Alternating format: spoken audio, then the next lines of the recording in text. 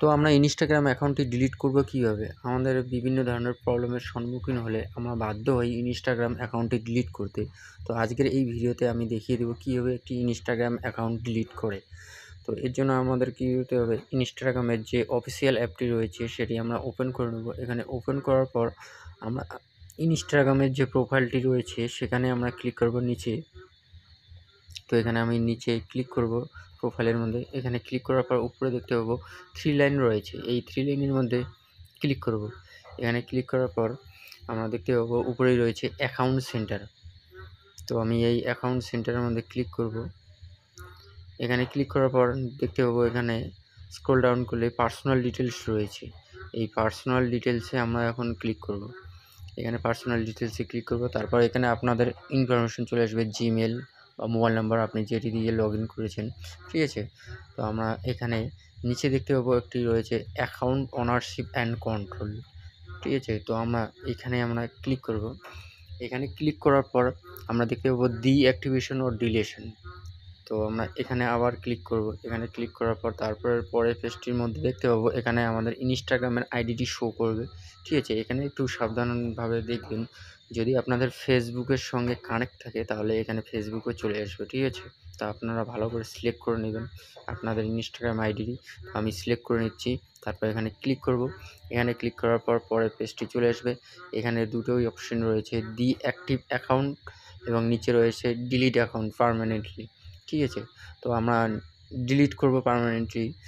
আর উপরে রয়েছে deactive account, এটা করলে আপনাদের ডিঅ্যাক্টিভ আপাতত রাখবে, আপনি যখন খুশি আবার অ্যাক্টিভ করে নিতে পারেন, ঠিক আছে।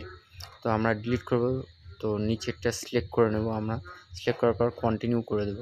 এখানে কন্টিনিউ করার পরে আমরা দেখতে পাবো এখানে ইনস্টাগ্রামে এখানে কয়েকটি রিজন রয়েছে। তো আমরা যে কোনো একটি রিজন সিলেক্ট করে নেব।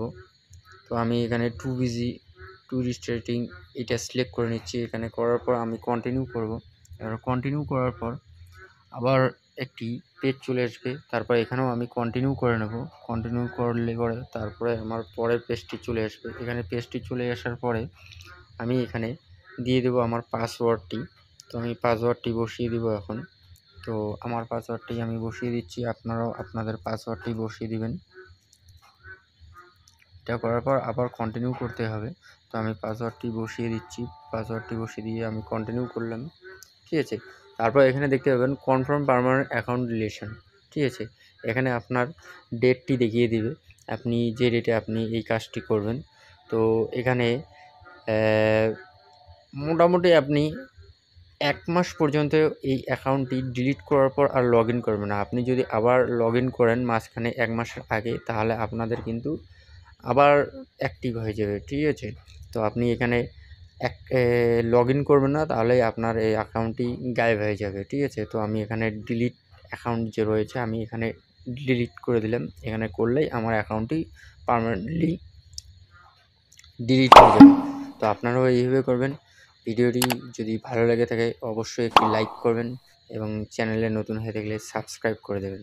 ধন্যবাদ।